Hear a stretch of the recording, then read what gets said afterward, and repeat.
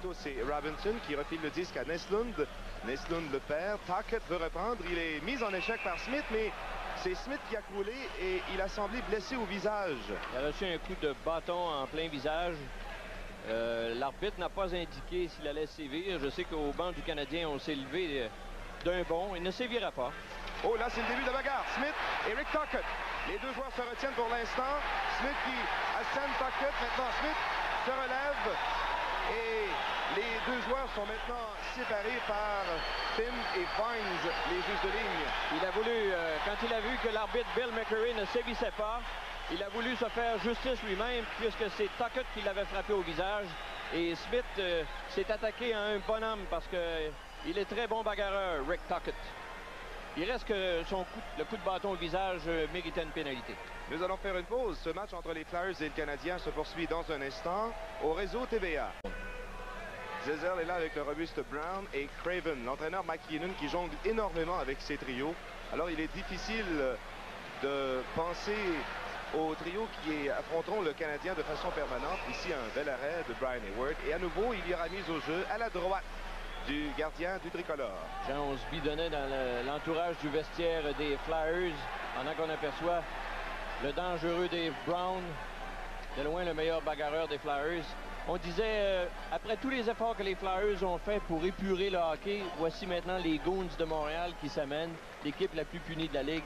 Évidemment, on disait ça à la blague, mais on s'étonne beaucoup à Philadelphie de voir le Canadien afficher un tel dossier. Ce qui est surprenant de constater, Bertrand, c'est de voir beaucoup de sièges vides ici au Spectrum de Philadelphie. On n'en a pas l'habitude. Normalement, c'est toujours rempli. Mais il faut dire aussi que c'est la fête de l'Action de grâce. Et la température est très mauvaise à l'extérieur aussi. Brad Marsh, il lance un arrêt de Hayward et c'est le début d'un combat. Nyland cette fois. Et Brown. Oui, c'est ça. Dave Brown et Chris Nyland, les deux joueurs se retiennent. Brown a asséné quelques gauches à son rival. Et là, c'est Nyland et ensuite Brown qui couche Nyland par terre. Et ce sera la fin de ce combat, le deuxième dans ce début de rencontre. Chris Nyland traverse une période difficile et n'a pas gagné ce combat-là.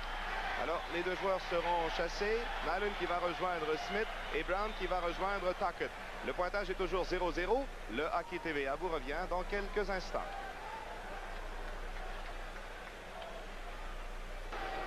Toujours 0-0 entre les Flyers et le Canadien. C'est le premier affrontement de la saison entre ces deux équipes. On va revoir comment tout ça a commencé. C'est Dave Brown qui cherche Noise à Nyland. Et c'est lui qui va purger 2 minutes de plus aussi au banc des pénalités pour avoir été l'agresseur. Alors, une mineure et une majeure pour Brown, une majeure pour Nyland à 3 minutes et 4 secondes. Ce sera l'occasion pour le Canadien. Et là, c'est le début d'une autre bagarre. Cette fois, juste en avant du banc du Canadien, Corson qui est là devant son opposant Peter Zezel. Et les deux joueurs, c'est violent comme combat. Les deux joueurs qui se frappent à qui mieux. Zezel et Corson ont asséné de bons coups, sauf que Zezel a l'avantage d'avoir toujours le casque protecteur, ce qui le protège. Tandis que Corson, lui, a été touché au visage, à la tête à quelques reprises. Et c'est pas fini à part ça. Là, c'est Zezel qui est agenouillé et Corson qui se couche sur la patinoire en compagnie de son opposant. Et il y aura d'autres pénalités majeures.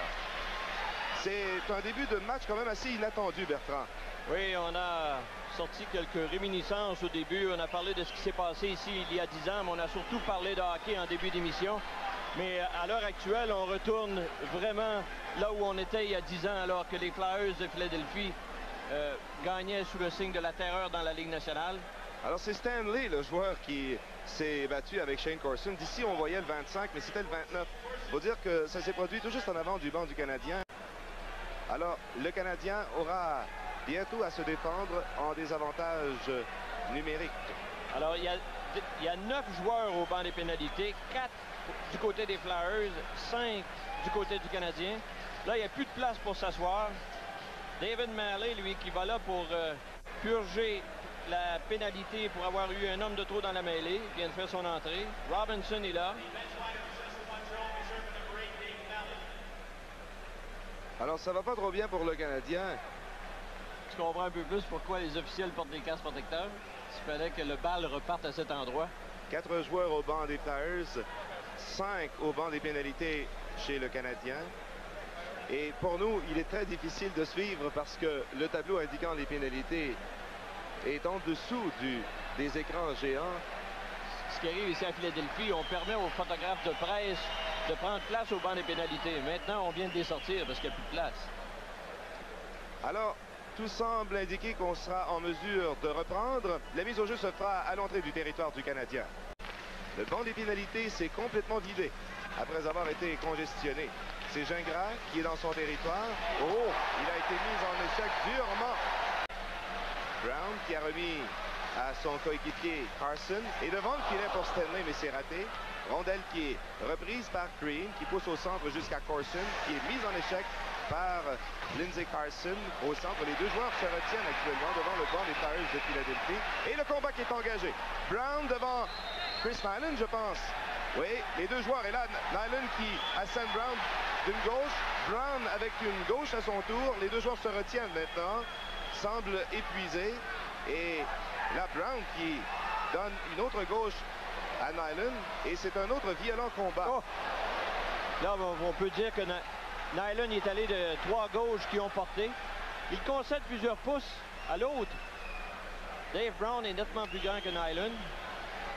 Nyland a toujours été comme ça. Quand il n'a pas le meilleur dans un combat, il s'empresse de vouloir reprendre des hostilités.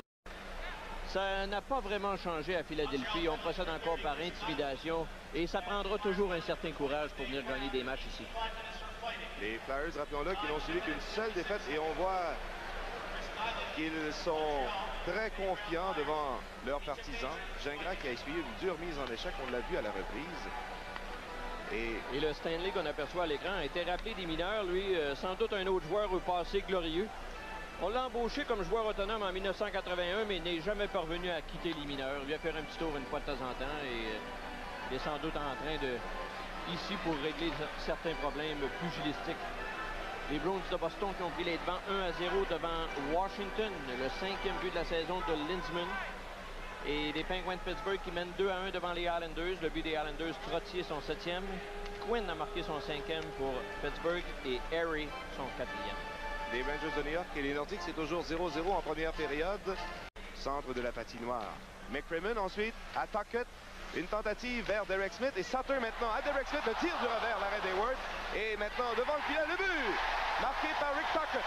La rondelle qui a dévié devant le filet. Sur le patin, je pense, ou la jambière. De Larry Robinson, je pense. Veut dégager, n'y parvient pas. Là, c'est remis à McPhee. McPhee lance. Extall fait l'arrêt et ensuite, la rondelle qui n'a pas traversé la ligne. Mais Extall a été blessé. Et là, ça joue dur devant le filet qui a quitté les amarres. On a vu que dès que la rondelle s'est retrouvée derrière Extall, on a vu un défenseur des Flyers.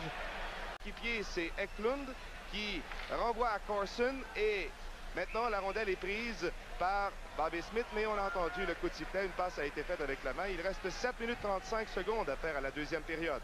Le pointage est 1-0 pour les Flyers de Philadelphie. Le Hockey TVA vous revient dans quelques instants. On s'est échangé de gros mots, là, encore une fois, entre Nyland et Dave Brown. Et Nyland semble avoir été coupé au nez. Et quand on a commencé à parler entre les deux, Neslund, lui, qui est au courant des règlements, s'est empressé de se glisser à Hockey Night in Canada et à la soirée du hockey pendant plusieurs années et qui est aujourd'hui au réseau CTV et qui sera chargé de produire les Olympiques sur le plan mondial pour tous les réseaux de télévision à travers le monde. On reprend le territoire du Canadien. Bobby Smith est là à la mise au jeu devant Ron Sutter qui a perdu son frère jumeau qui est maintenant avec les Canucks de Vancouver. Voici une poussée de Chelios qui s'amène devant le filet, retenu par McCrimmon, qui le plaque le long de la clôture. Rondelle qui est disputée maintenant à 4 joueurs. Et le plongeon fait en sorte qu'il y a immobilisation. Chelios est en furie.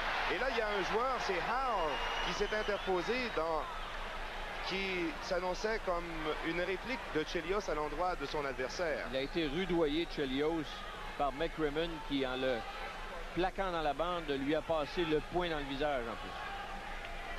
Alors, il descendait, tentait de le contourner. Et McCrimmon l'a suivi tout le long, l'a poussé contre la clôture. Et voilà, le gant dans le visage. Faut dire que Chelios s'est bien repris par la suite. Les Flyers de Philadelphie ont une brigade défensive extrêmement... Fermer la porte et on réussit très bien. Dans le coin, on travaille ferme pour prendre possession du disque. Il y a 4 joueurs qui sont là. Et il s'est remis devant. Et, oh, quel arrêt de Extall au départ de McPhee. Mêlé qui va lancer au but. Et le but marqué par Brian Struden qui a fait dévier la passe. Et c'est 1-1. Chelios qui perd, veut reprendre le long de la clôture devant Sutter. Mais c'est Sutter qui a le meilleur. Remet à Propp. Propp derrière. Un tir de McCrimmon. Et court! Les Flyers de Philadelphie, en désavantage numérique, prennent les devants. Et les joueurs du Canadien protestent avec véhémence parce qu'on va revoir sur le jeu Sutter qui est entré en collision avec Brian Hayward et qui l'a fait déplacer. Et ça a laissé de l'espace pour la rondelle. Hayward qui n'est pas du tout content. Le lancer venait de la ligne bleue. Au même moment, Sutter entre en collision avec Hayward et l'empêche de réagir. 2-1 Flyers. But marqué pendant la pénalité à Murray Craven. On revoit à nouveau la collision de Sutter et de Hayward et ça n'a donné aucune chance évidemment. Howe attendu par Svoboda, le contourne et maintenant derrière le filet. Craven y va d'un tir arrêté par Hayward. Rondelle qui va maintenant à Timper. Un lancé. Hayward a bloqué avec la vue complètement voilée. Et le but ensuite. Marqué par Peter Zezel. Il voulait que tout se comporte dans l'ordre sur la glace. En territoire du Canadien, Mellanby travaille devant Gaston Gingras qui n'a plus de bâton. Et l'intervention de Sheldalin finalement, qui est mise en échec par Mellanby, perd la rondelle. Chelios qui renvoie à Gingras. Gingras passe avec la main. Et voilà. Les joueurs qui profitent. Et c'est le début d'une bagarre. Shane Carson. Ça se fait à la ligne bleue du Canadien. Les deux joueurs se retiennent maintenant. Et tout semble indiquer qu'on n'ira pas plus loin. Carson qui est en furie contre son adversaire. Et l'arbitre sera obligé évidemment d'intervenir. Il y aura des pénalités majeures. Nous...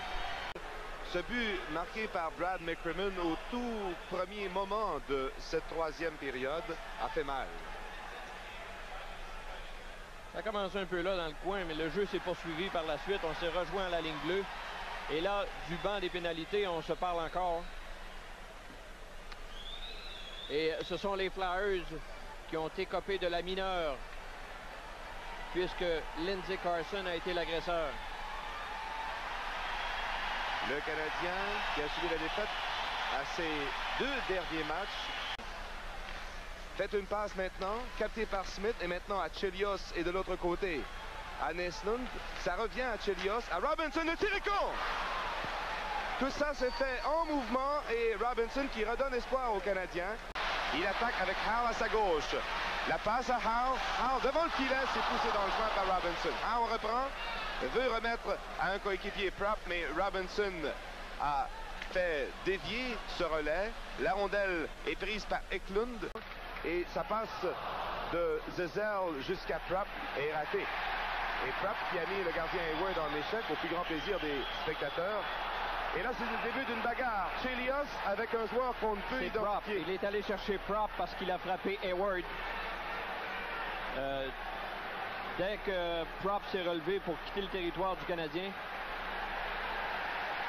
les gens ont applaudi ensuite parce que Extall a pris la rondelle, l'a lancée jusqu'à l'autre bout. Il y en a eu 11 en troisième période par le Canadien et 10